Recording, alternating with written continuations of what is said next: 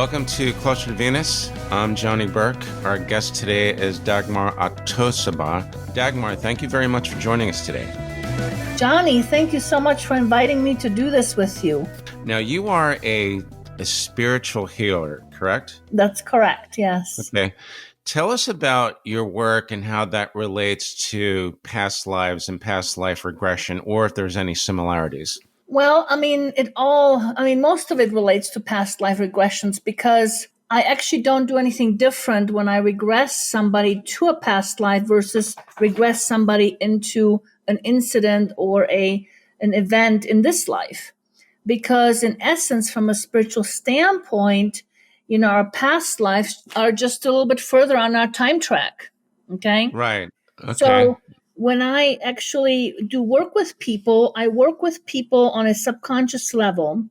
And to the contrary of what most psychics do out there as far as past lives, they tend to tell you what lives you lived. I don't do that.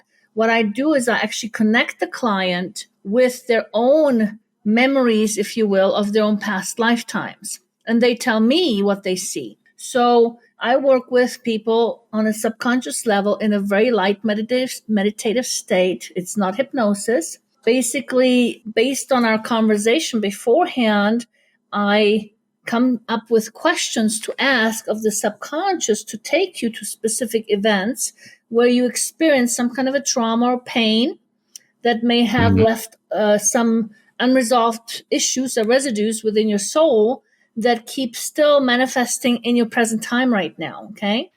And so people by themselves, if they need to, if that's where the event is, will go into a past lifetime. And because the veil is so thin right now, it's not hard for people to see their past lives.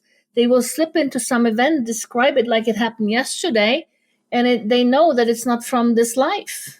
It's from another life. From another life. So One of the main differences then between your work and what a lot of psychologists will do with past life regression is that you induce that state by meditation rather than hypnosis. Is that correct? Right. Through meditative state and me asking questions of the person, and the person then going back into whatever event they're being asked to go into. Okay. And then they see a picture, an image, or they sense something, or they feel something. Usually there is emotions associated with the actual event. And, quite often people are very surprised by it. And so they think, oh, it's some image that I've seen somewhere else that has nothing to do with past lives that I'm seeing, right? And I always tell them, well, here's how you can tell the difference between whether it's real or something imaginary is if your emotions are associated with it. So in other words, they get sad or, they actually feel like it happened, the actual experience, right? They have that emotion in it, right? Or they feel overwhelmed or fear or anxiety suddenly. Because when you go back into that pain memory, you actually feel things, including you can turn on what I call somatics. So physical symptoms, like all of a sudden your, big toe could start hurting for some reason, right? Just because it's part of that pain memory. And so that's how I tell people they know the difference is when their emotions are involved in it, right? Right. That makes sense. So it sounds like the emotions are kind of a trigger. Well, the emotions, there's certain emotions that we've experienced during the event that are kind of stuck in the actual event because we haven't fully processed it, okay? And so what is a trigger to an event like that on a subconscious level is actually anything that has been recorded in that experience in our subconscious mind. So say, for example, if you hurt your knee next to a red wall, right? And then it was raining outside and somebody at the same time was saying, I love you. Okay, now you recorded that entire event, right, in your subconscious mind. So now it's 5 years later, your knee healed and all that good stuff, right? But now you're walking by a red something, red curtain or something, and that color red will remind your subconscious mind of this event, and that's how it triggers it. Now, what happens when it triggers it, it actually brings you back into that memory on a subconscious level without you even knowing. And now you are actually re-experiencing the emotions in the event. So now you actually can turn on, suddenly your knee hurting.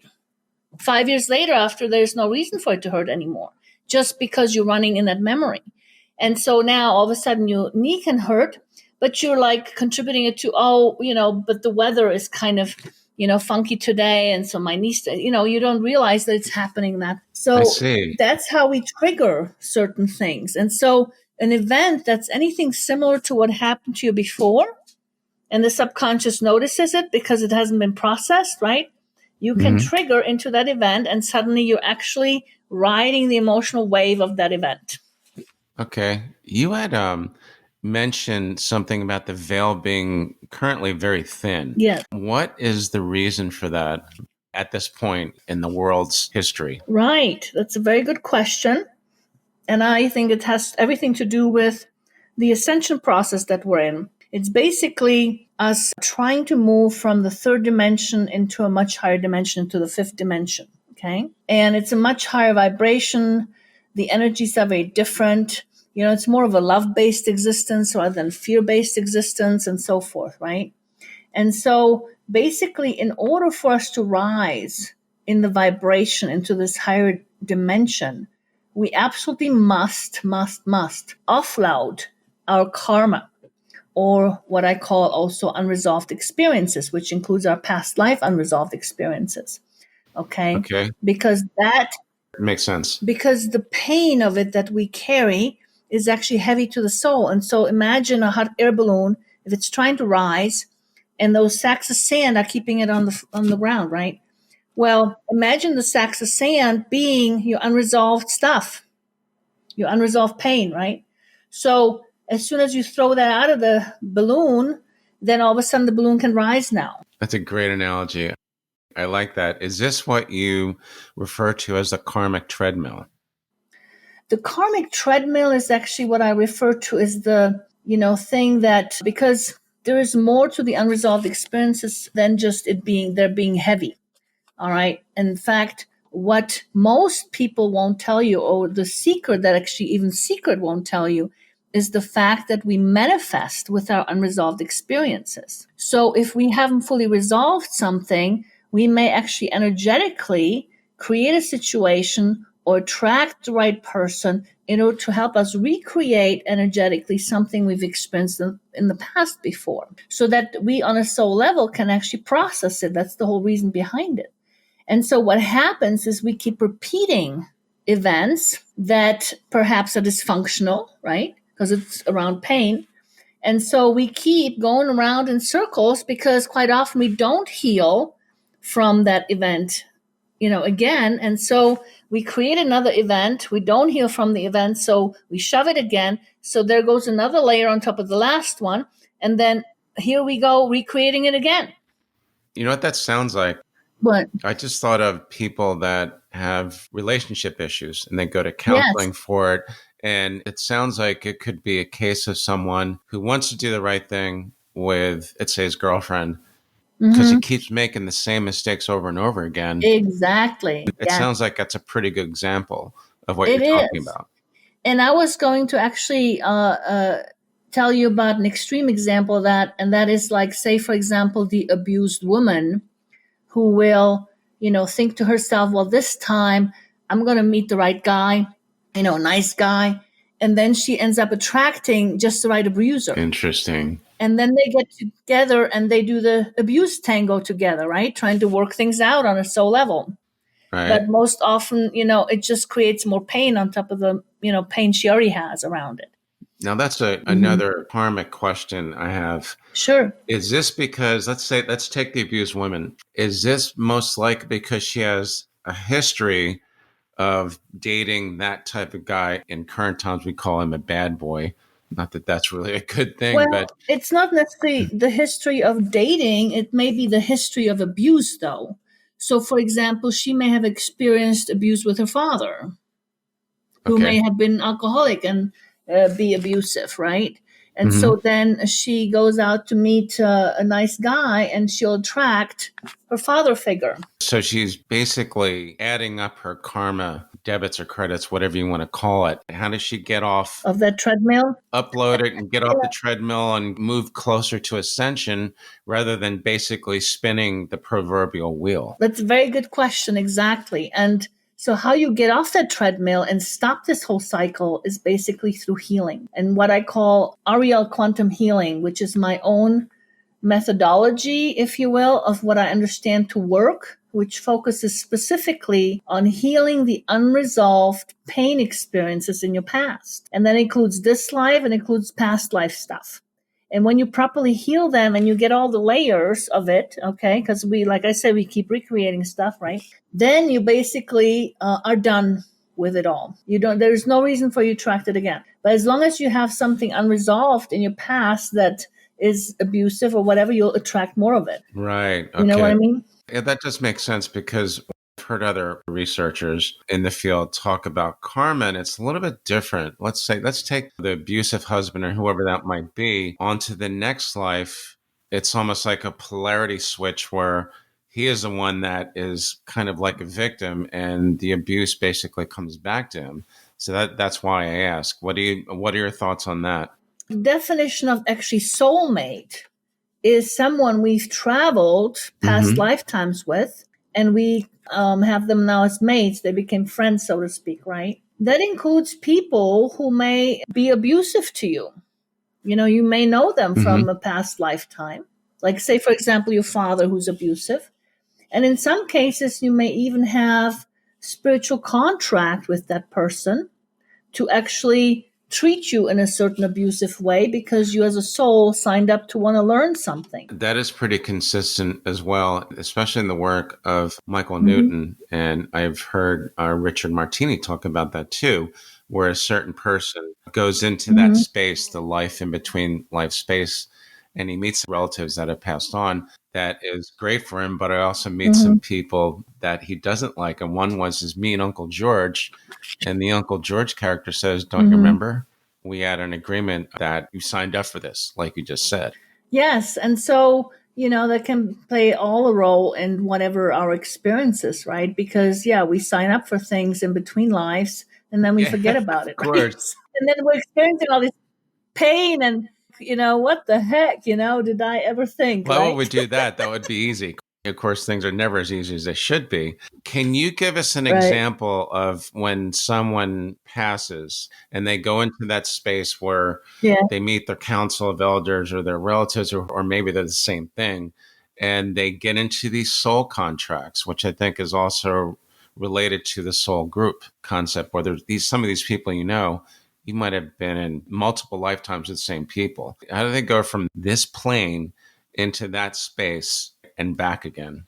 I'm not sure I'm understanding what you mean by here and then back again. Let's say I die tomorrow, God forbid, and then I go to wherever that place is, where it's lives between lives. Right. You want to call them a guardian angel or someone in the council of elders. Basically says, okay, John, you did this right. You know, there's some other things you didn't do so well. So we're going to give you a choice. You can either go back and, like you say, there's a soul contract. So they go back because there are things they need to learn in order to grow spiritually. Does that make sense? Yes, absolutely. So you're asking basically, how did they come back into this life? Is that what they say? Well, you were reborn is what happens. Is a soul contract, is that pretty much necessary for everyone, or do some people die and then come back immediately, as far as you know? What do you mean by immediately? Let's say I'm not sure I'm following. Someone passes from this life. Yeah. And I think what I'm asking is they pass from this life and they're reincarnated a lot sooner. Do you have some experience in your work where you actually see that, or not necessarily? What, the fact that they came sooner as opposed to later? I have not gotten any specifics about any kind of like necessarily time frames, but in terms of how fast we reincarnate back into this life again, I guess it all depends on each individual person, right? Would be my It's a guess pretty on large that one. question. I know. I'm curious about. And there's probably millions of people that are asking the same thing. Now, in the work, talk about ascension, moving from the third Yeah. dimension to the fifth dimension. What do we know, people that want to grow spiritually, they want to get to higher ground? What are the cliff notes on that they actually need to know? Well, the key aspect to ascending is offloading your karma. Okay. Because, and when I'm talking about offloading it, I'm actually talking about healing, the transformation, the actual integration of your unresolved experiences. Because when you properly integrate them from a healing standpoint, you are also transforming the pain into wisdom for the soul, from which the soul then grows. And the soul also grows not just metaphorically, but actually in mass. So, in other words, there becomes more energy of you all of a sudden because you grew. It makes a lot of sense. So, yeah, so you want to, because a lot of people say refer to the words, get rid of, or let's shed, or, move out all this negative stuff. You don't want to lose any part of yourself or any part of your energy. What you want to do is transform the negative stuff, which is the unresolved stuff, if you will, to the positive stuff, which is your wisdom. Almost like transmuting a worthless metal into gold or copper. Exactly. Because your experiences are valuable, and understand that in the third dimension, we are learning through our pain. Okay. And of course, I'm not talking about intellectual learning here right now, right? So I'm talking about the stuff that creates wisdom within your soul, where you know something, right? When you actually went through the pain of it, right? No pain, no gain. Right, exactly. And so that's how we're learning actually in 3D, is through our pain. And so quite often, though, what happens is we don't process it fully. It gets too intense in the moment or whatever, or we can't deal with it right now. So we kind of shove it, if you will. And so then it hangs out with us as this unresolved stuff. And that unresolved stuff then acts on us. We manifest with its situations. It's heavy on our soul. It actually, our energy is tied up in it because it takes energy to hold our pain in place. So you might know some people, for example, that, have had, say, a huge, say, physical accident, car accident or something, where they had physical injuries or had a significant number of losses in a very short period of time. And all of a sudden, they have no energy. It's kind of like they can barely get up. They can barely deal with their everyday life. It's all sitting very heavy, right? And their energy is actually tied up in the pain. Interesting. Can you give us an example of one of your clients who had an experience going into a past life? Sure. I have a number of them, actually. One client that sticks out significantly was a woman that I was doing some healings with. She kept coming to me on a regular basis. And one session, she told me about her hip pain that she's had for like over 20 years. And she's been to like chiropractors, acupuncturists, tried yoga, doctors, x-rays, all kinds of stuff, right? And nothing took the pain away. Basically, I told her she has arthritis in her hip.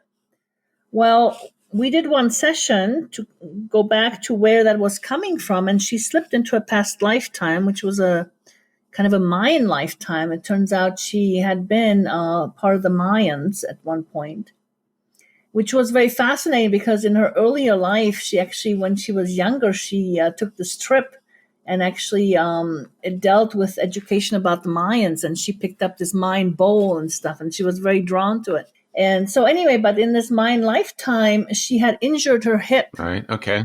And so we actually healed her in that moment of that injury when she experienced the pain in her hip and injured it. And she literally walked out of my office an hour later with no hip pain. No hip pain after just one meeting. So I'm curious because the Mayans culture is fascinating. Did she give any hint of what actually happened to them? Because far as we know, at one point, they just vanished. Oh, you mean the culture itself? No, we didn't talk about any of that. It was about her specific experience, in regards to her hip. We didn't go into any details of what happened to the... That's a really good example of how this type of past life regression, or what you do, which is spiritual healing, can actually do just that. You go into an issue as far back as you need to, because I've heard other psychologists tell me that the past life regression, it goes back to maybe a point in this life, and maybe it goes back to another life, but not necessarily, because like you said, they're trying to heal. It starts out like that. They're trying to heal a particular issue. Am I right?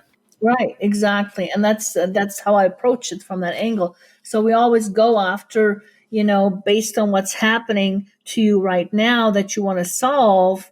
So we formulate questions to ask the subconscious to take us to the right spot. And it will take us to the right spot if you formulate the questions correctly. Okay. And it may be actually several different spots. Sometimes, like I said, because we repeat experiences, right? So there could be some event in this life, and then it could be another event in the past life of something similar that happened there, right? And so forth. Another question. Got time for a couple more. Sure.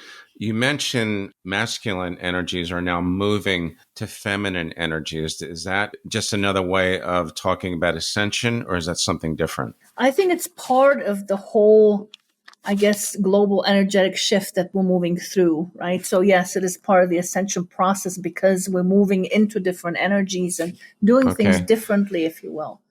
And one of the things that we're actually moving away from, which I call the masculine energy, is the energy of, force, of making things happen, of, doing.